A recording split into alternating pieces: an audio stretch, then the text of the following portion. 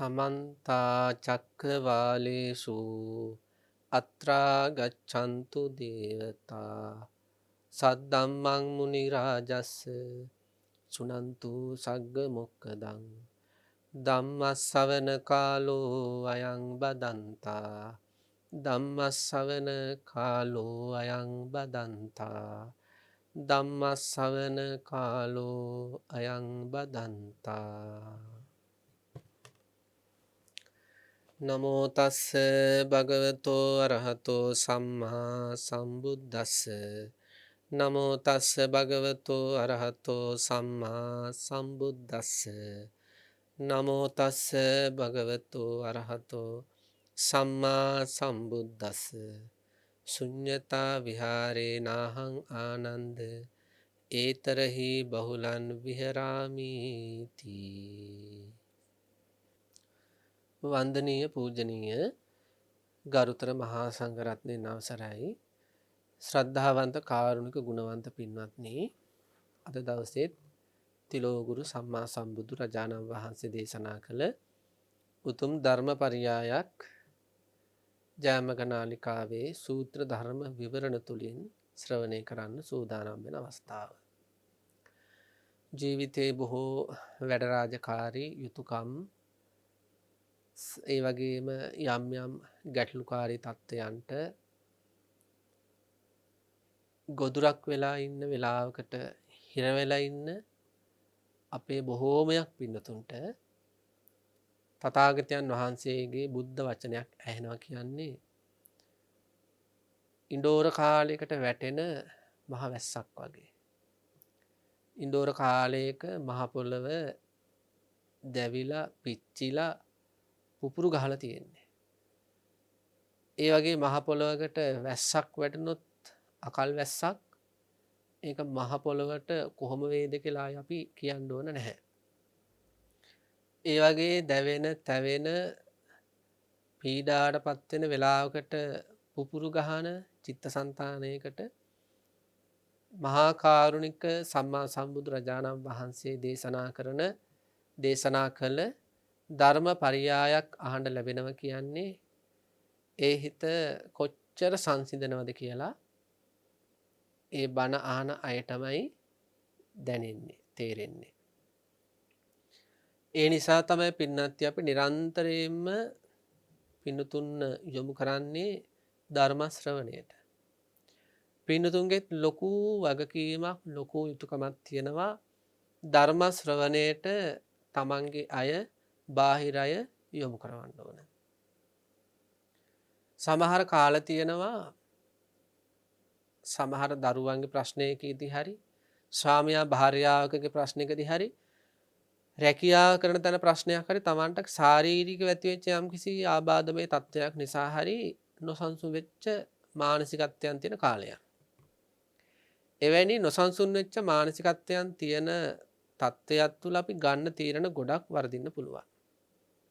ඒකනේ කියන්නේ කේන්ති ගිය වෙලාවට තීරණ ගන්න එපා කියලා. මොකද කේන්ති ගිය වෙලාවට ගන්න තීරණ බොහොමයක් පසුකාලීනව පශ්චත්තාපයට හේතු වෙනවා. ඉතින් අන්න ඒ විදියට යම්කිසි දෙයක් යම්කිසි කෙනෙක් නිසා තමන්ගේ හිතේ ශෝකයක් හරි ආවේගයක් හරි ඇති වෙලා නොසන්සුන්ව ඉන්න මානසිකත්වයන් ඉක්මනින්ම සංසුන් කරගන්න ඕන නම් හොඳ බණක් අහන්න ඕන. අපේ සමාජයට වෙලා තියෙන ලොකු අවාසනාවක් තමයි හොඳට බණ අහ ඉන්න අයත් ජීවිතේ සමහර ලොකු ගැටලු වලදී සාමාන්‍ය ගැටලු එහෙම ඇති වෙද්දී බණ අහන එක නතර කරන්නේ බණත් අහගෙනම ඉස්සරහට යනවා. නමුත් ජීවිතේ අපිට Tamanට ටිකක් දරා ගන්න අමාරු විදර්ශනාවකින්, ගැඹුරු විදර්ශනාවකින් මිසක් වෙනත් සාමාන්‍ය දෙයකින් දුරු කරගන්න බැරි ලොකු මානසික අවපාතයකට වැටුණා කියන්නකෝ. ඊට පස්සේ මොකද වෙන්නේ? බණ අහන එකටවත් අදහසක් එන්නේ නැහැ. අර ලොකු ගැඹුරු ප්‍රශ්නයකට මුහුණ දීලා ඉන්නකොට අර අතීතේ බණ අහපු අය වුණත් එවැනි ගැඹුරු ප්‍රශ්නයකට ආවට පස්සේ මට මේ කිසි දෙයක් එපා කියන මානසික මට්ටමට එනවා. ඒ කෙනෙක් වෙනස් වීම නිසා කෙනෙක්ගේ ආදරයක් වෙනස් වීම හරි කෙනෙක් Tamanට ඕන විදියට පාලනය කරගන්න බැරි කමක් කෙනෙක් මිය යෑම කෙනෙක් දාලා යෑම තමන්ගේ රැකියාව තුළ ඇති වෙන මොකක් හරි එහෙම ගැටලුකාරී ලොකු ගැටලුකාරී තත්ත්වයක් හරි වෙන්න පුළුවන්. එහෙම තත්ත්වයකට ආවට පස්සේ මට මේ ලෝකෙම එපා කියලා ඔහේ ඉන්නවා. නිකන් නෙවෙයි වෙච්ච දේ ගැනම කල්පනා කරනවා. ඒ වෙච්ච දේ ගැනම අයෝනිසෝ මනසිකාරයෙන් අධර්ම මනසිකාරයෙන් ඒ ඇතිවෙච්ච පීඩාව දුරු වෙන්නට හේතු නොවන මනසිකාරයෙන් දවස ගෙවන්න මොකද වෙන්නේ? ඔන්න කියනවා ආතති කියලා. විෂාද කියනවා. අනවශ්‍ය දේවල් කල්පනා කිරීම. ඉතින් අපි මේ බණහන අපේ පිනතුන්ගෙනුත් අහන්නේ එවැනි තත්ත්වයකට තමයි පත් වෙලා තියනවද කියලා. මේ කාලේ නැති වෙන්න පුළුවන් සමහර විට සමහර අය අපිට බුදුරජාණන් වහන්සේ වැඩිපුරම ලං වෙන්න ඕන ගැටලු වැඩි කාලවල. ධර්මය අපිට ගොඩාක් ලං වෙන්න ඕන ගැටලු වැඩි කාලවල. කල්යාණ මිත්‍ර මහා සංඝරත්නය අපිට වැඩිපුරම සමීප වෙන්න ඕන ගැටලු වැඩි කාලවල. ලෝකෙම එපා වුණා කියලා මේ හැම දෙයක්ම ප්‍රතිපත්තිත් පැත්තකට දාලා කල්පනා කර ඉන්න එක නෙවෙයි ඒ කාලේ කරන්න ඕනේ. ඒ නිසයි අපි සඳහන් කළේ. එවැනි තත්ත්වයකට පත් වෙච්ච කෙනෙක් හරි ඉන්නව නම් පින්නත් අපේ වගකීම අපේ යුතුයකම අපේ ගුණය තමයි එයා යොමු කරවන්න ඕන බලෙන් හරි බණක් අහවන්න. ළඟට ගිහිල්ලා ගුවන්විදුලි යන්ත්‍රයේ ක්‍රියාත්මක කරලා හරි දෙන්න ඕන රූපවාහිනී යන්ත්‍රය හරි. ඔහේ ඉන්නවනම් ඒක අපිට මේ සංසාරයෙන් ගැලවෙන ලොකු ගුණයක් වෙනවා කුසලයක් වෙනවා. ඉතින් අද දවසේ අපි දේශනා කරන්න බලාපොරොත්තු වෙන්නේ අපි වැඩිපුර කතා නොකරන කාරණාවක් පිළිබඳව. සමහර පින්නතුන් නම් ඒව ගැන හොයලා බලනවා. නමුත් සමහර පින්නතුන් ගැන වැඩි අවධානයක් නැහැ. මේ මජ්ක්‍ධිම නිකායේ අපි එක සූත්‍රයක්වත් මග අරින්න නැතුව දේශනා කරගෙන එනවනේ. දැන් මේ 121 වෙනි සූත්‍රය. ශුන්්‍යතාවය. ඔක විසඳ ගන්න ඕන ප්‍රශ්නයක්. දැන් කෙනෙක්ගෙන් අහුවොත් එහෙම ශුන්්‍යතාවය කියන්නේ මොකද්ද? හොඳට ධර්මයේ හදාරපු කෙනෙක් නම් ඍජු පිළිතුරක් දෙන්න පුළුවන්. නමුත් සමහර අය එක එක අදහස් දෙන්න පුළුවන්. සමහර අය කල්පනා කරන්න පුළුවන්. කියන්නේ ශුන්්‍යතාවයේ තියෙනවා ප්‍රභේද. ශුන්්‍යතාවයේ තියෙනවා උසස්ම ශුන්්‍යතාව. මේ සූත්‍රය තුල තියෙන්නේ කෙනෙක්ගේ උසස්ම ශුන්්‍යතාවයකට යන විදිය. අනුත්තර ශුන්්‍යතාවයක්. පරමාර්ථ ශුන්්‍යතාවයකට යන විදිය. හැබැයි සාමාන්‍ය තැනක ඉඳලා. පරිසම්පදා මග්ගප්පකරණ ආදී ග්‍රන්ථවල සහ සූත්‍ර දේශනාවල සංයුත්ත නිකායේ එහෙමත් තියෙනවා ශුන්්‍යතාව සම්බන්ධ යම් දේශනා. ශුන්්‍යතාවය විවිධ විදිහට විග්‍රහ කරලා තියෙනවා. අපි ඒව ගැන දැනගන්න ඕනේ. එක ශුන්්‍යතාවයක් තමයි දැන් අපි අහලා තියෙනවනේ පින්නදී මේ ලෝකය ශුන්‍යයි කියලා. ශුන්‍යෝ ලෝකෝ කියලා වචනයක් අපි අහලා තියෙනවානේ. මොකක්ද ඒ ලෝකය ශුන්‍යයි කියලා කියන්නේ? ලෝකය හිස් කියලාද? ඉතින් ලෝකයේ තියෙනවානේ. බුදුරජාණන් වහන්සේ ආනන්ද ස්වාමීන් වහන්සේට දේශනා කරනවා. ශුන්‍ය ලෝක සූත්‍රයේ තියෙන්නේ මේක. ශුන්‍ය ලෝක සූත්‍රයේ තියෙන්නේ සංයුත්ත නිකායේ. 4 වෙනි පොත. බුදුරජාණන් වහන්සේ දේශනා කරනවා ඇස කියන එක ශුන්‍යයි. මේ හරි ලස්සන කාරණාවක් පින්නත් මේක.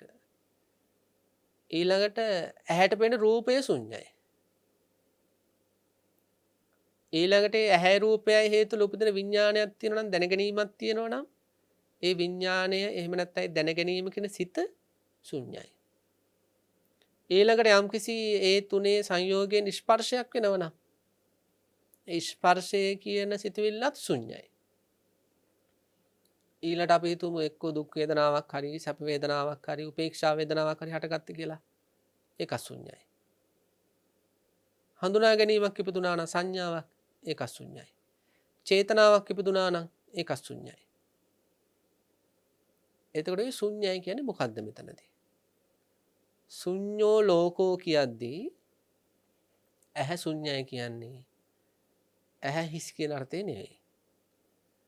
සත්ත්ව පුද්ගල ආත්මත්වයෙන් තොරයි.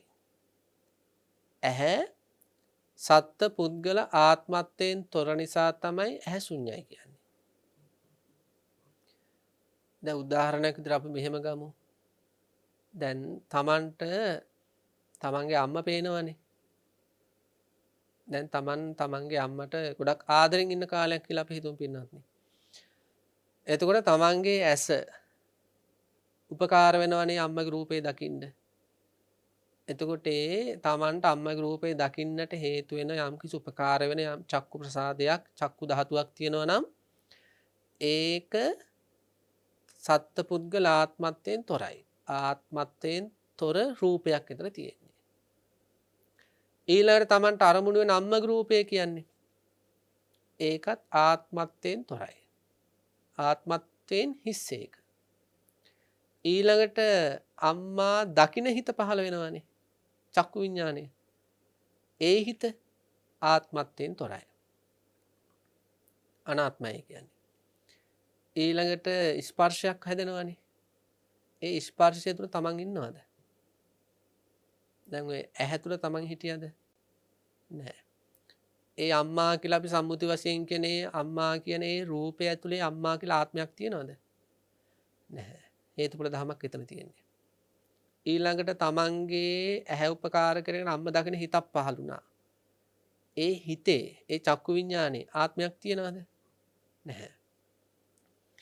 ස්පර්ශයක් හටගත්ත ඒක හැඟීමක් සිතුවිල්ලක් ඒකේ ආත්මයක් තියනවද? ඊළඟට අපි හිතමු අපි සඳහන් කළ අම්මට ආදරෙන් ඉන්න කාලයක් කියලානේ. හරි සැප වේදනාවක් ඒ කියන්නේ අම්ම දකිද්දි සන්තෝෂයක් ආවා සතුට ඇති වුණා. ඒ සතුටේ සුඛ වේදනාවේ ආත්මයක් තියනවද? නැහැ.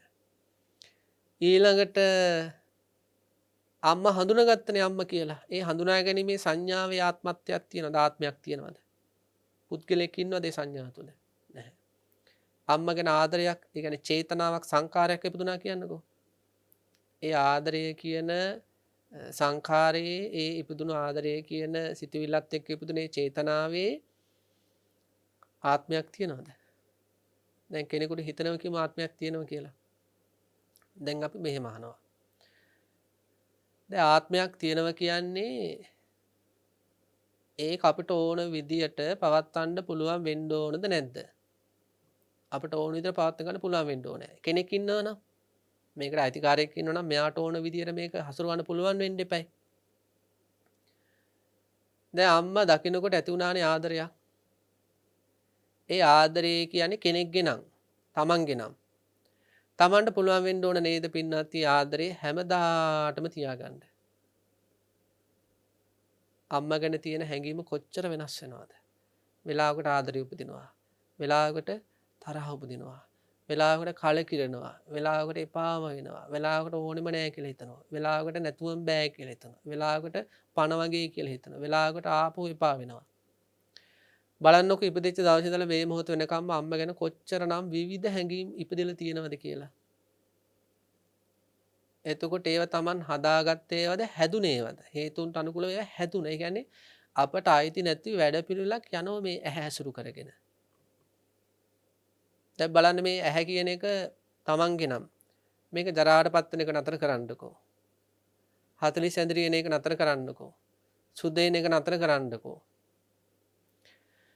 එතකොට යම් කිසි කෙනෙක් හොඳට මේ මානසිකාර කළ බැලුවොත් එයාට තේරෙනවා මේ ඇහැ කියන්නේ ආත්මත්වයෙන් තොරයි.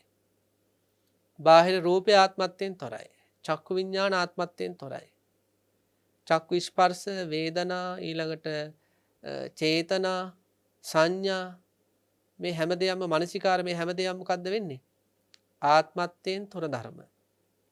අන්න ඒකට කියනවා ශුන්‍යෝ ලෝකෝ කියලා. කනත් එහෙමයි. ඊළඟට කනට ඇහෙන ශබ්දත් එහෙමයි. සෝත විඥානත් එහෙමයි. සෝත ස්පර්ශ ඊළඟට ඒක හේතුල උපදින වේදනා සංඥා චේතනා මනසිකාරත් එහෙමයි. ඊළඟට නාසය නාසයෙන් දැනෙන ගන්ධ ඊළඟට ගන්ධ ගාහන විඥාන ඊළඟට ඊට අනුකූල ස්පර්ශ වේදනා ආදිය. දිවත් එහෙමයි. දිව දිවට දැනෙන රස ඊළඟට ජීවහා විඥාන ඒ ස්පර්ශ ආදිය. ආත්මත්වයෙන් තොරයි. ඒ නිසා කියනවා ශුන්‍යෝ ලෝකෝ කියලා. හිත කියලා කියන්නේ මෙතනදී භවාංග හිත. ඉතින් භවාංග හිත උපකාර වෙනවා මනෝවිඤ්ඤාණ පහළ වෙන්න. එතකොට මේ භවාංග හිත කියන්නේ භවයේ පැවැත්මට ඉවහල් වෙන හිතේ ඉන්නවද ආත්මයක්? ඒ භවාංග හිත තමන්ගේ නම් තමන්ට හිතුන ගමන් නිදා ගන්න පුළුවන් වෙන්න ඕනේ. මේ කියනකොට නිදා ගන්න පුළුවන් වෙන්න ඕනේ. අපි දන්නෝනේ දැන් භවාංගත වීම කියලානේ සාමාන්‍යයෙන් කියන්නේ හිත භවාංග වෙනවා කියලා නිදා ගන්නකොට. එතකොට අපිට එක පාට හිත භවාංග කරගන්න පුළුවන් වෙන්න ඕනේ. හිතන වෙලාවට. භවාංග හිත තමන්ගේ නම් භවයේ පැවැත්මට ඉවහල් වෙන හිත තමන්ගේ නම්. එහෙම නැහැනේ සමහර දවස්වල කොච්චර යුද්ධ කරනවද කොච්චර පෙල්ලි ඉන්නවද නිින්ද යන්නේ නැතුව. ඉතින් ඊළඟට ඒ මනෝවිඤ්ඤාණය ඒ ආදරය දැනෙන දුක දැනෙන ශෝකය දැනෙන තරහ දැනෙන රාගය දැනෙන ආදරය දැනෙන හිත තියෙන්නේ මනෝවිඤ්ඤාණය. ඒ මනෝවිඤ්ඤාණය තුල ආත්මයක් ඉන්නවද? ආත්මත්වයෙන් තොරයි. ඒක හේතුන් නිසා පහළ වෙන එකක්. ඊළඟට ඒ මනෝවිඤ්ඤාණයට දැනෙන ධර්ම ඒ කියන්නේ ඔය සඳහන් කළා වගේ ආදරය කියන්නේ ලෝභය, ද්වේෂය කියන්නේ දේශචෛතසිකය, ඒ වගේ මාන්නය කියන්නේ ඒ සිතුවිලි. එතකොට ඒ සිතුවිලි තුල කෙනෙක් ඉන්නවද? දැන් Tamanට යම් තරහක් ඉපදුනාට පස්සේ තරහ තුල පින්නත් කෙනෙක් ඉන්නවද? කෙනෙක් ඉන්නවනේ Tamanට ඕන විදිහේ තරහ අඩු වැඩි කරගන්න පුළුවන් වෙන්න ඕනේ. එහෙම නැහැනේ. අපි කියන්නේ තරහ ඇති වෙනවා. තරහ ගියා. එහෙමනේ අපි කියන්නේ. තරහ යනවා. අපි ඇති කරගන්නවා කියලා අපි කතා කරන්නේ නැහැ සාමාන්‍ය භාෂාවෙදිවත්. මොකද අනාත්මය අපට අවබෝධ නොවුනත් අපේ භාෂාව තුළම යම්කිසි තියෙනවා අනාත්ම ලක්ෂණයක්. කතා කෙරෙන්නේ අනාත්මයට අනුකූලව වගේ. අවබෝධයෙන් නම් නෙමෙයි. ඉතින් අන්නේ විදියට මේ ආයතන අධ්‍යාත්මික ආයතන 6 බාහිර ආයතන 6 මේ හැම එකම ආත්මත්වයෙන් තොර නිසා ඔන්න කියනවා ලෝකේ ශුන්‍යයි කියලා. තව තියෙනවා සංස්කාර ශුන්‍ය. සංස්කාර ශුන්‍යතාවය කියන්නේ මොකද්ද? අපි මේව දැනගන්න ඕන පින්නත්. ඒක අපි මේ සූත්‍රයේ තියෙන කාරණාවට අනුකූලව මේ විග්‍රහ කරන්නේ. සංස්කාර ශුන්‍යයි කියන්නේ දැන් අපි දන්නවනේ පරිසම්පාද ධර්මයේ හේතුඵල ධම් විග්‍රහ කරලා තියෙන අවිජ්ජා පත්‍ය සංඛාරා. පින්නත් එතන සංඛාර කියන්නේ මොනවද? පුණ්‍ය ධර්ම, පාප ධර්ම සහ පුණ්‍යාභි සංඛාර, අපුණ්‍යාභි සංඛාර සහ ආනෙන්ජාභි සංඛාර. ඉන්ජති කියන්නේ හෙලවෙනවා කියන එක, ආනෙන්ජ කියන්නේ හෙලවෙන්නේ නැහැ කියන එක. ඒ කියන්නේ මේ ධ්‍යාන මට්ටම්. ආනෙන්ජාභි සංඛාර කියන්නේ විශේෂ කොට සකස් කරන ලද සෙලවෙන්නේ නැති ධ්‍යාන මට්ටම්. ආනෙන්ජාභි සංස්කාර. සංස්කාර ශුන්‍යයි කියලා කියන්නේ පුණ්‍යාභි සංකාරයක් නැත්නම් අපි හිතමු සරලව ගමු පුණ්‍ය සිතුවිල්ලක් පුණ්‍යමය සැකසීමක් හිතේ සකස් වෙන මොහොතේ පින්නති පාපයන් තියනවද? නෑනේ. එහෙනම් පුණ්‍යමය සිතුවිල්ල සකස් වෙන වෙලාවේ පුණ්‍යාභි සංස්කාරයක් ක්‍රියාත්මක වෙද්දී අපුණ්‍යාභි සංකාර වලින් ශුන්‍යයි. ආනෙන්ජාභි සංකාර වලින් ශුන්‍යයි. ඊළඟට අපි හිතමු යම් කිසි මොහොතක පාප ධර්මයක් ක්‍රියාත්මක වෙනවා. ඒ කියන්නේ අපුණ්‍යාභි සංස්කාරයක් ක්‍රියාත්මක වෙනවා. අපුණ්‍යාභි සංස්කාරයක් ක්‍රියාත්මක වෙන වෙලාව පාප එහෙම නැත්නම් පුණ්‍ය සංස්කාර වලින් හිස්. ආනෙන්ජාභි සංස්කාර වලින් හිස්. ආනෙන්ජාභි සංස්කාරයක් හිතේ වැඩ කරන වෙලාවේ පුණ්‍ය සංස්කාර වලින් හිස්. ශුන්‍යයි. ඊළඟට අපුණ්‍යාභි සංස්කාර වලින් හිස්. ඕකට කියන සංස්කාර ශුන්‍යයි කියලා. ඊළඟට තියෙනවා ලක්ෂණ ශුන්‍ය කියලා එකක්. එනේ මේ ශුන්‍යතාවය කියන එක විවිධ විදිහට ශාස්ත්‍රුන් වහන්සේ විග්‍රහ කරලා තියෙනවා. ලක්ෂණ ශුන්‍යතාවය කියන්නේ මොකද්ද? පඬිතයාගේ ලක්ෂණ තියෙනවා. ප්‍රාණඝාත කරන්නේ නැහැ, සොරකම් කරන්නේ නැහැ, කාමවර්ධ හැසිරෙන්නේ නැහැ, බොරු කියන්නේ නැහැ. ඊළඟට රහමර පානය කරන්නේ අන්නේ පඬිතයා කියන්නේ ඇත්තටම මේ විශේෂම සෝතාපන්න ශ්‍රාවකේ. පඬිතයා විශේෂයෙන් පංචශීලයේ පිහිටලා ඉන්නේ. පංචශීලයේ පිහිටලා ඉන්නේ අඛණ්ඩ අචිත්‍ර කියන ඒ අරියකාන්ත සීලේ පිහිටලා ඉන්න ඒ ලක්ෂණය බාලයාට තියෙනවද? නෑ. එතකොට පණ්ඩිත ලක්ෂණ හිතක වැඩ කරද්දී බාල ලක්ෂණෙන් ශුන්‍යයි. මොකද බාල ලක්ෂණය එතන නැහැ.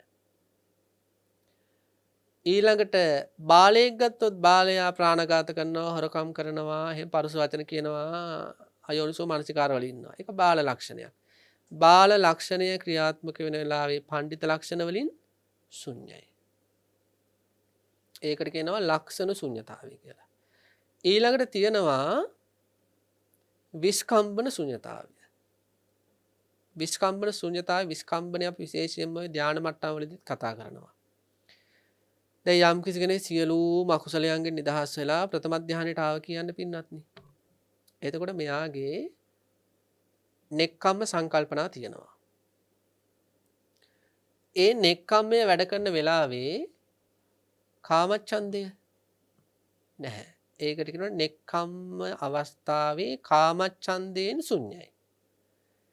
ඊළඟට අපි හිතමු ව්‍යාපාදයේ ප්‍රහාණය වුණා කියලා. එතකොට දැන් අව්‍යාපාදයේ හිතේ තියෙන. අව්‍යාපාදයේ හිතේ තියෙන වෙලාවේ ව්‍යාපාදයෙන් ශුන්‍යයි.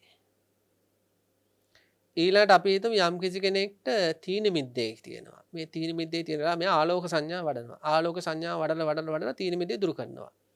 එතකොට මේ ආලෝක සංඥා තුල ඉන්නකොට මෙයාගේ තීන මිද්දෙන් ශුන්‍ය වෙන්නේ. ආලෝක සංඥාව තියෙන වෙලාවට තීන මිද්දෙන් ශුන්‍යයි.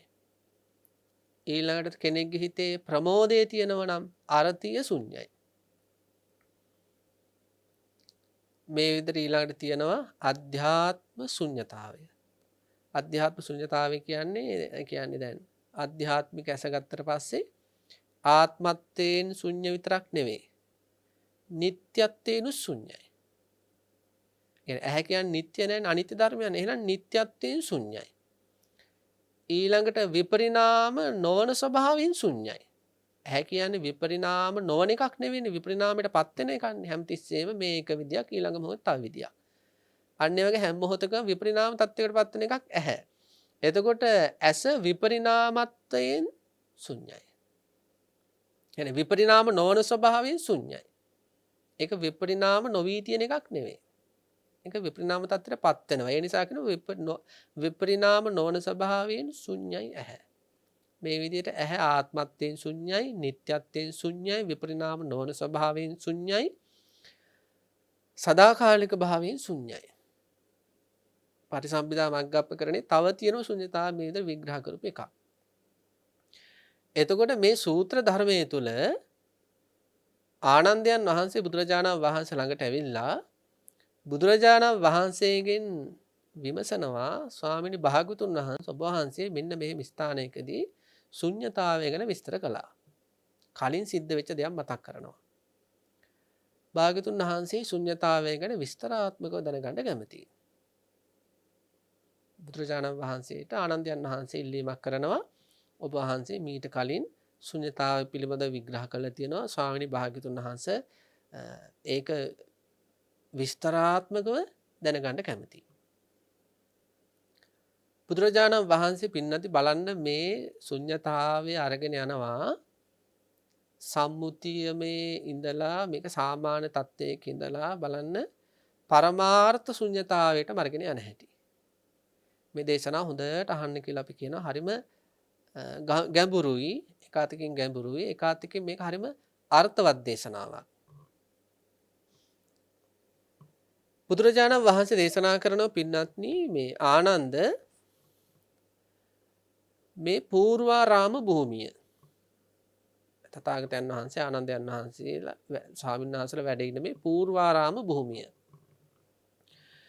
පූර්වාරාම භූමියේ ඇත් ගව අස් වෙලඹුන්ගෙන් ශූන්‍යත්වයක් තියෙනවා.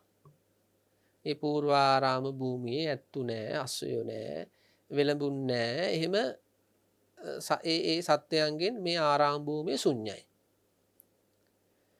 ඊළඟට දේශනා කරනවා රන් රිදී මුතු මැණික් වලිනුත් මේක ශුන්‍යයි. මේ ආරාම භූමිය රන් රිදී මුතු මැණික් වලිනුත් ශුන්‍යයි. ස්ත්‍රී පුරුෂ සන්නිපාතේනුත් ශුන්‍යයි. හැබැයි ආනන්ද මේ පූර්වාරාම භූමිය ඇත්ගවාස් වෙළඹුන්ගෙන් ශුන්‍ය වුණත් රන් රිදී වලින් ශුන්‍ය වුණත් ස්ත්‍රී පුරුෂ සන්නිපාත වලින් ශුන්‍ය වුණත් අශුන්‍යතාවයක් තියෙනවා. අර වගේ ශුන්‍ය වුණාට අර වගේ හිස් වුණාට මේක ඇතුලේ තව හිස් නොවන බවක් තියෙනවා. මොකද්ද? මේ පූර්වාරාම භූමියේ භික්ෂූන් වහන්සේලා වැඩ ඉන්නවා. දැන් මේ පළවෙනි පියවර මෙතන ඉඳලා තමයි ක්‍රමානුකූලව යන්නේ මේ ගැඹුරු ශුන්‍යත්වයකට.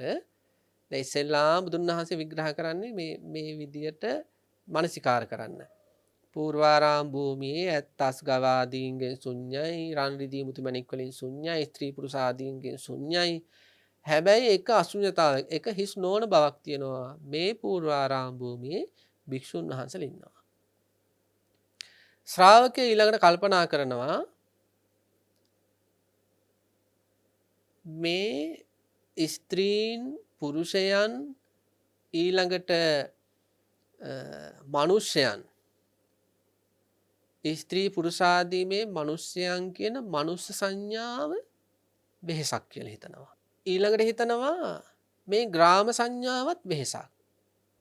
දැන් ආපහු පින්නත් තේරුම් ගන්න ඉස්සෙල්ලා මෙනෙහි කරේ කොහොමද පළවෙනි සැරේ මේ ආරාම භූමියේ රන් රිදී මුතුමැණික් වලින් හිස්, වෙළඹුන් ආදීන්ගෙන් හිස්, ඊළඟට ස්ත්‍රී පුරුෂ සන්නිපාත වලින් හිස්. හැබැයි භික්ෂුන් වහන්සේලා වැඩ ඉන්නවා. ඊළඟට මේ ස්වාමීන් වහන්සේ මෙනෙහි කරනවා භික්ෂුව මෙනෙහි කරන යෝගාවචරයා හරි. ඒත් මේ ග්‍රාම සංඥා තියෙන එකක් නේ.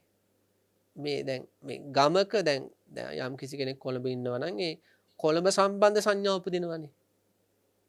යම් කිසි කෙනෙක් කුරුණෑගල ඉන්නවා නම් කුරුණෑගල සම්බන්ධ සංඥා උපදිනවනේ. යම් කිසි කෙනෙක් යාපනයේ ඉන්නවා නම් යාපනයේ සම්බන්ධ සංඥා උපදිනවනේ. ඒ ඉන්න නගරේ ඒ ග්‍රාමයේ සම්බන්ධව සංඥා කියන්නේ හැඟීම් උපදිනවනේ පින්නත්නි. එතකොට දැන් ශ්‍රාවකයා හිතනවා මේ ග්‍රාම සංඥා හරි දරතයි. දරතයි කියන එක හරි වෙහෙසකාරී. දැන් සමහර අය කියන අනේ කොහරි කැලේකට ගිහලා ඉන්න තිබ්බනම් හරි නිදහස් මේ ගොඩ නැගිලි මේ කොන්ක්‍රීට් වනාන්තරේ ඉන්න බෑ කියලා.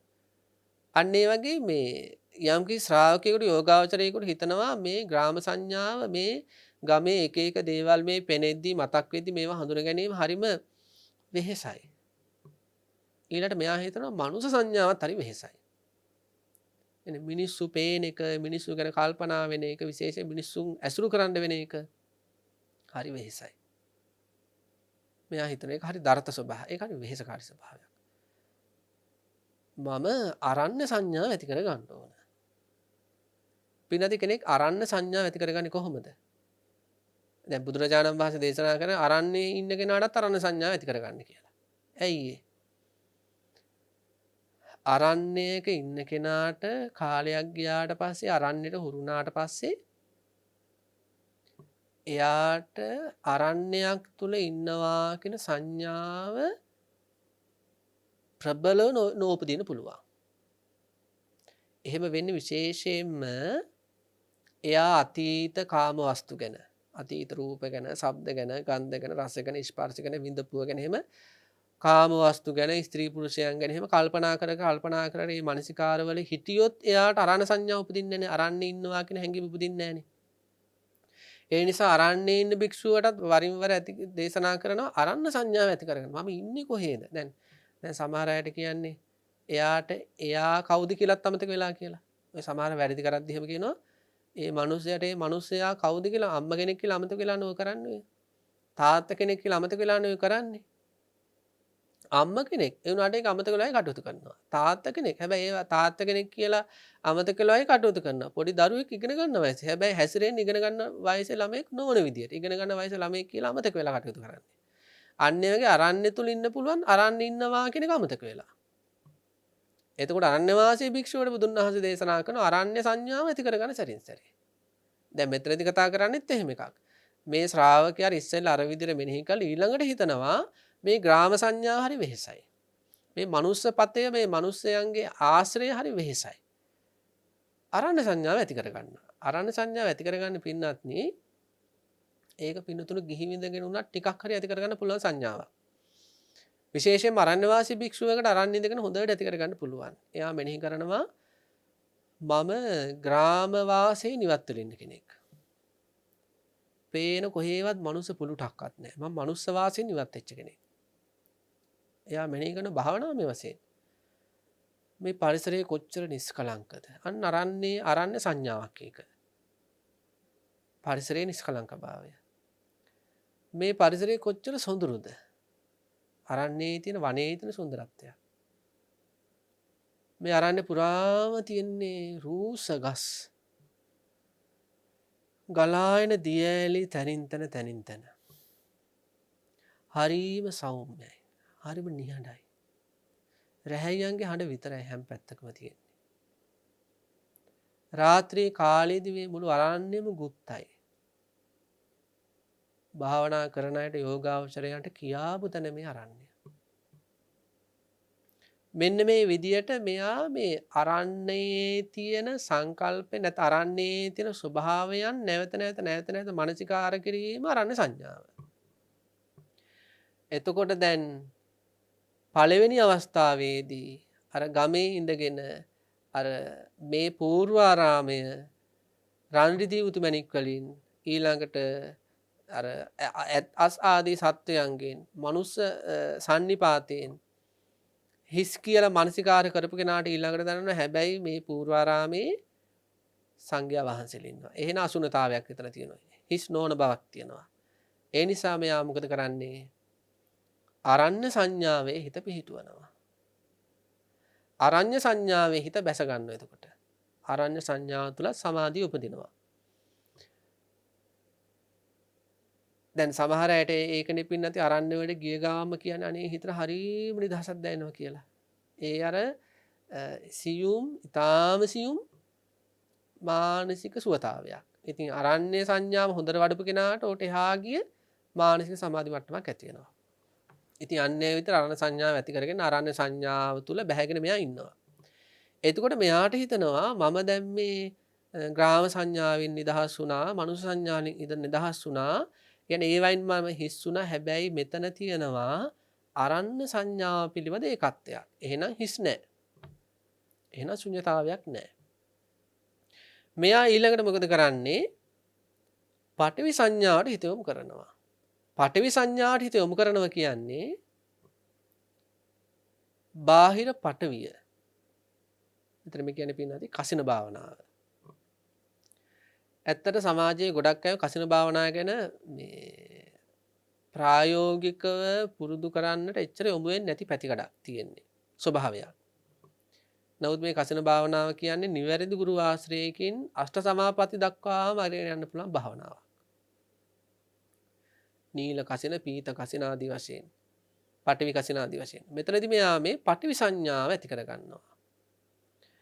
පඨවි සංඥාව ඇති කරගන්නේ පින්නත්නි අපි හිතමු දැන් සමහර අය නම් පඨවි කසින මණ්ඩල හදා ගන්නවා.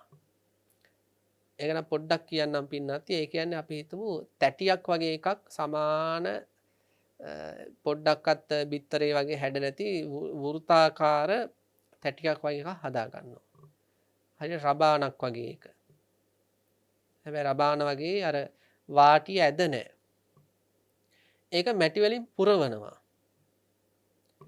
මැටි වලින් පුරවලා ඒ ආචාර්ය උපාධ්‍යයන් වහන්සේලාගේ කර්මස්ථානාචාර්යන් වහන්සේලාගේ අවවාද උපදේශ අනුකූලව ඒක යම් කිසි සුදුසු තැනක තියලා ඒ ඉස්සරහා මෙයා මේ පරයන්කෙන් වාඩි වෙලා අර කසින නිමිත්ත, කසින අරමුණ, පඨවි කසින අරමුණ මෙයා S2 අරගෙන නැවත ගන්නවා. මේක හරියට මේ වගේ.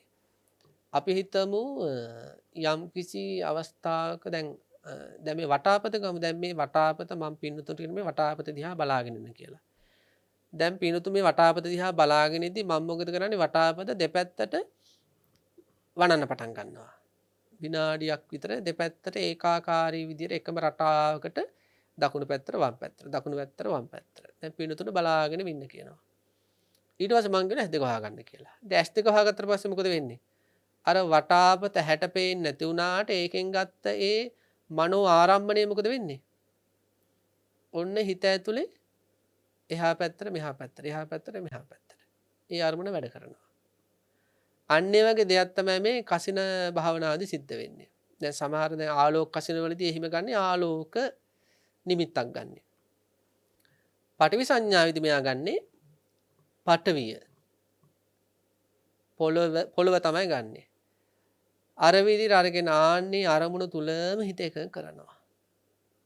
දැන් බුදුරජාණන් වහන්සේ දේශනා කරන්නේ මේ ශ්‍රාවකයා ග්‍රාම සංඥාවල දරතභාවය නැ වෙහෙසකර භාවය දැනිලා මනුෂ්‍ය සංඥාවල වෙහෙස ස්වභාවය දැනිලා අරණ්‍ය සංඥාවට ගිහිල්ලා අරඤ්‍ය සංඥාව තුල මෙයා ශුන්‍යත්වයක් නැහැ කියලා ඇති කරගත්ත හැඟීම නිසා මෙයා ඒකෙන් යනවා පඨවි සංඥාවට.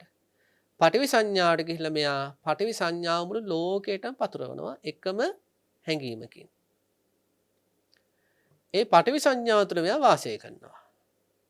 දැන් මෙයා ග්‍රාම සංඥාවෙනුත් නිදහස් ශුන්‍යයි, ඊළඟට මනුෂ්‍ය සංඥාවෙනුත් ශුන්‍යයි හිස් මෙයා, ඊළඟට අරඤ්‍ය සංඥාවෙනුත් මෙයා හිස්. හැබැයි අශුන්‍යතාවයක් තියෙනවා. හිස් නොවන බවක් තියෙන මොකද්ද? හිස් නොවන බව තමයි පඨවි සංඥාව හිතේ වැඩ කරනවා.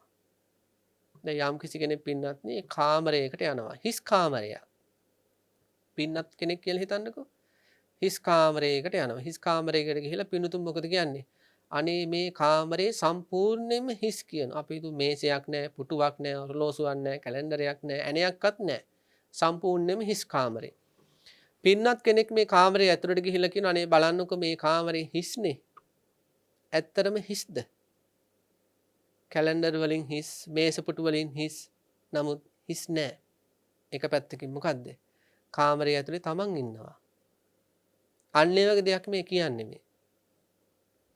අර ඉස්සෙල්ලාම විස්තර කළා මේ පූර්වාරාම භූමිය ඇත්තස් ගව් වලින් හිස්, ඊළඟට රන් රිදී මුතුමැණික් මනුස්ස සන්නිපාත වලින් හිස්. හැබැයි සංඝයා වහන්සේ ඉන්නවා. ඒක නිසා මෙයා ඊට එහා ගිය තැනකට යනවා. මොකද්ද? ග්‍රාම සංඥාවේ තියෙන වෙහෙසකාරී භාවයත් මනුස්ස සංඥාවල තියෙන වෙහෙසකාරී භාවයත් තේරුම් අරගෙන මෙයා අරණ්‍ය සංඥාවට යනවා. හැබැයි එතන අරණ්‍ය සංඥාව තියෙනවා. ඒකෙන් හිස් නැහැ. ඊට පස්සේ ඒකෙන් මෙයා පඨවි සංඥාවට එනවා. දැන් පඨවි සංඥාවට ආවට පස්සේ දැන් මේ පරමාර්ථ ශුන්‍යතාවයට යන්න මේ ක්‍රමවේදය මේ උගන්වන්නේ. දැන් පඨවි සංඥාවට ආවට පස්සේ මෙයා දැන් අර කාමරේ ඇතුලේ කෙනෙක් ඉන්නා වගේ මෙයා තේරුම් ගන්නවා මෙතන පඨවි සංඥාව තියෙනවා. පඨවි සංඥාවෙන් හිස් නැහැ. අශුන්‍යතාවයක් තියෙන්නේ මෙතන පඨවි සංඥාව නිසා. මෙයා මොකද කරන්නේ? මෙන්න මේ පඨවි සංඥාව ඉඳලම ඊළඟට යනවා ආකාසඤ්ඤායතනෙට. ආකාසඤ්ඤායතන කියන ඒ අරූපාවචර ධ්‍යාන මට්ටමට මෙයා යනවා. අරූපාවචරයේ ආකාසඤ්ඤායතන කියන්නේ ධ්‍යාන මට්ටම තුලට මෙයා යනකොට මෙයාට දැනෙනවා හරි. ග්‍රාම සංඥාවෙනුත් හිස් ශුන්‍යයි, ඊළඟට මනුෂ්‍ය සංඥාවලුනුත් ශුන්‍යයි, ඊළඟට අරණ්‍ය සංඥාවලුනුත් ශුන්‍යයි, පඨවි සංඥාවලුනුත් ශුන්‍යයි. හැබැයි මෙතන ආකාසඤ්ඤායතනයේ මතුණු ඒකත්වයක් තියෙනවා. ඒ නිසා ඒ ආකාසඤ්ඤායතනයේ නිසා අශුන්‍යතාවයක් තියෙනවා. හිස් නොවන බවක් තියෙනවා. මෙයා ඊට පස්සේ මොකද කරන්නේ? විඥානං ඡායතනයට යනවා. එතනදී මෙයාට දැනෙනවා මෙතන විඥානං ඡායතන නිසා අශුන්‍යතාවයක් තියෙනවා. ඊළඟට මෙයා යනවා අකින්චඤ්ඤායතනයට. ආකින්චඤ්ඤායතනට ගියාට පස්සේ මෙයා හිතනවා හරි. මනුස්ස සංඥා නැහැ. ඊළඟට ග්‍රාම සංඥා නැහැ. අරඤ්‍ය සංඥා නැහැ. පඨවි සංඥා නැහැ. ඒ වයින් හිස්. ඊළඟට ආකාසඤ්ඤායතනෙන් හිස් ශුන්‍යයි. ඊළඟට විඥානං ඡායතනෙත් හිස්. හැබැයි මෙතන ආකාසානං ඡායතනෙන් හිස් නොවන බවක් මෙතන තියෙනවා. මොකද ආකාසඤ්ඤායතනයේ තුල සකස් වෙච්ච එකඟතාවයක් තියෙනවානේ. එහෙන අශුන්‍යතාවයක් තියෙනවා. මෙයා ඊළඟට මොකද කරන්නේ? නේව සංඥා නා සංඥායතනට යනවා. එතනදී තරමයි ඒකත්වයට ගියාට පස්සේ මෙයාට තේරෙනවා මෙතන නේව සංඥා නා සංඥායතනයෙන් මෙතන අශුන්‍යයි. කාමරේ ඇතුළට ගිහිල්ලා අනේ මේ හැමදේම හිස් මුකුත් නැහැ කියලා හිතද්දි දේනේ මම ඉන්නවනේ. අන්න ඒ වගේ දසක් වගේ. ඒතකොට හිස් නැහැනේ. අන්න ඒ වගේ මෙතන නේව සංඥා නා සංඥායතනෙන් හිස් නැහැ. මෙයා මොකද කරන්නේ? මෙයා විදර්ශනාවට යොමු වෙනවා. පංච උපාදානස්කන්ධ විදර්ශනාවට. ඒ පංච උපාදානස්කන්ධ විදර්ශනාව තුළ මෙයා අනිමිත්ත චේතෝ සමාධියට පත් වෙනවා. ඒ විදර්ශනා ගැඹුරු චිත්ත සමාධියකට පත් වෙනවා. ඒ චිත්ත සමාධියටපත් වුණාට පස්සේ මෙයා කල්පනා කරනවා හරි දැන් මෙතන ග්‍රාම සංඥාවලුත් හිස් අරඤ්‍ය සංඥාවලුත් හිස් මනු සංඥාවලුත් හිස් පඨවි සංඥාවලුත් හිස් ආකාස සංඥායතනුත් හිස් විඥානායතනුත් හිස් ආකින්චඤ්ඤායතනුත් හිස් නේව සංඥා නා සංඥායතනුත් හිස් හැබැයි අශුන්‍යතාවයක් තියෙනවා. මොකක්ද අශුන්‍යතාවය? අනිමිත්ත චේතෝ සමාධිය තියෙනවා. ඊළඟට මෙයා මොකද කරන්නේ? හරි. මේකෙන් නිදහස් වෙන්න ඕන. මෙයා ඒ අනිමිත්ත චේතෝ සමාධිය මොකද කරන්නේ? ඒ ගැඹුරු විදර්ශනා මානසිකත්වය අபிසංකතෝ අபிසංචේතිතං තදනිච්ඡං නිරෝධ ධම්මං කියලා විදර්ශනාට ගන්නවා. අර ප්‍රථම ධානයට ගිහිල්ලා ඒ ධානය විදර්ශනා කරනවා වගේ එළියට ඇවිල්ලා රට්ටක නාගර සූත්‍රවල එහෙම අපි සාකච්ඡා කළේ පින්නත් අර මෛත්‍රී ප්‍රථම ධානයට ගිහිල්ලා මෛත්‍රී ප්‍රථම ධානයෙන් එළියට ඇවිල්ලා ඒක අபிසංකතං අபிසංචේතිතං තදනිච්ඡං නිරෝධ ධම්මං කියලා විදර්ශනාවට කළා නිවන් දකින වැඩපිළිවෙලක්. අන්න ඒ වගේ මෙතනදී මේ ශුන්‍යතා අද්දක දැක ගිහිල්ලා නේව සංඥා නා සංඥායතනටත් ගිහිල්ලා ඒකෙන් අනිමිත්ත චේතෝ සමාධියට ගිහිල්ලා දැන් ඒකත් විදර්ශනාවට ගන්නවා. අபிසංකතෝ කියලා කියන්නේ මේක සකස් වුණු දෙයක් කියලා. හේතුන් නිසා සකස් වුණු දෙයක්. අபிසංචේතිතං කියන්නේ මේක සිතෙන් නිපද වූවක්. මේ අනිමිත්ත චේතෝ සමාධිය. මේ අනිමිත්තයි කියන්නේ මෙතන මේ විදර්ශනාවේදී කිසිම කෙලෙස් නිමිත්තක් නැහැ. රාගයක් කරමුණු වෙන්නේ නැහැ, දේශයක් කරමුණු වෙන්නේ නැහැ, ඊර්ෂ්‍යාවක් කරමුණු වෙන්නේ නැහැ, මාන්නයක් කරමුණු වෙන්නේ නැහැ. හරීම වෙනතක් මේවයි තේරුම් ගන්න අනිත් කාරණා තමයි අර මනුස්ස පතේ ගමේ එහෙම නැත්නම් නගරේ අර හැපි අර කර්කස ජීවිත ගෙවපු කෙනෙක් ටිකෙන් ටික මේ ශුන්‍යතා තත්ත්වයන් අද්දක දැක මෙතෙන්ට ආව කියන්නේ හරියට දම්වැල් කිහිපයකින් බැඳලා හිටපු ඇතෙක්ගේ එක එක දම්වැල් ගැලවි ගියා වගේ. මේ අනිමිත්ත චේතෝ සමාධියට ඇවිල්ලා ඒක විදර්ශනාවට ගන්න මට්ටම කියන්නේ නිදහසේ උප්පරිම තත්ත්වයක්. අනිමිත්තයි කියන්නේ ඒක කිසිම රාගයක් කරමුණු වෙන්නේ නැහැ. කිසිම අකුසල ධර්මයක් කරමුණු වෙන්නේ නැහැ. ඉතින් මෙයා මොකද කරන්නේ? අන්නේ අනිමිත්ත චේතෝ සමාධියත් විශේෂයෙන් සකස් වූවක් ඊළඟ මේක සිතෙන් නිපද වූවක් ඊළඟ තද නිච්ඡන් මේ අනිමිත්ත චේතෝ සමාධියත් ඇතිවීම නැතිවීම ස්වභාවකට ගත් එකක්. නිරෝධ ධම්ම මේක වැය වෙලා යන එකක් කියලා හොඳට විදර්ශනා කරනවා. මෙහෙම විදර්ශනා කර ඉද්දි මොකද වෙන්නේ? කාමාශ්‍රව දුරු වෙනවා. අර තදංග වශයෙන් ප්‍රහාණය වෙලා තිබෙ කෙලෙස් ධර්ම සමුච්ඡේද වශයෙන් ප්‍රහාණය වෙන්න පටන් ගන්නවා කාමාශ්‍රව. ඊළඟ භවආශ්‍රව ප්‍රහාණය වෙන්න පටන් ගන්නවා. අවිද්‍යා ආශ්‍රව ප්‍රහාණය වෙන්න පටන් ගන්නවා.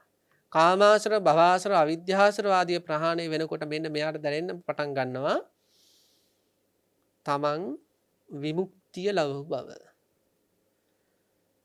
ඒ කියන්නේ ආයේ තමන්ට කරන්න දෙයක් නැහැ කියලා දැනෙන්න පටන් ගන්නවා. කතං කරන්න තියෙන හැමදේම කරලා ඉවරයි. බ්‍රහ්මචර්යාවේ කෙලවරටම ආවා. ඒ කියන්නේ අරිහත් ඵල චේතෝ විමුක්තියට මෙයා ආව කියන එක. ඉතින් බුදුරජාණන් වහන්සේ දේශනා කරනවා අන්න ඒක අනුත්තර ශුන්්‍යතාවයක්. ඒක උත්තරීතර ශුන්්‍යතාවයක්. අරිහත් ඵල සමාපත්තිය. ඊළඟට පටිසම්භිදා මග්ගප්පකරණේ සඳහන් කරනවා ඒත් එතනත් පොඩි ගැටලුවක් තියෙනවා. මොකද්ද? අරිහත් ඵල සමාපත්තිය තුල ඒ උතුම් ශුන්්‍යතාවයක් අත්දැක්කත් මේ ආහාරයෙන් පෝෂණය වෙන ජලයෙන් පෝෂණය වෙන මේ ගොරෝසු කය තියෙනවානේ. මේ ෂඩායතන ටික තියෙනවානේ. අරිහත් ඵල චේතෝ විමුක්තිය අත්දැක්කත් මේ ෂඩායතනයන් තුල තියෙන ගොරෝසු බව ප්‍රත්‍යයන්ගෙන් සකස් කළ යුතු බව තියෙනවා. ඉතින් අනුත්තර ශුන්්‍යතාවය අත්දැක්කත් මේ ෂඩායතන වලින් තාම ගැලවෙන්න බැරි වුණා.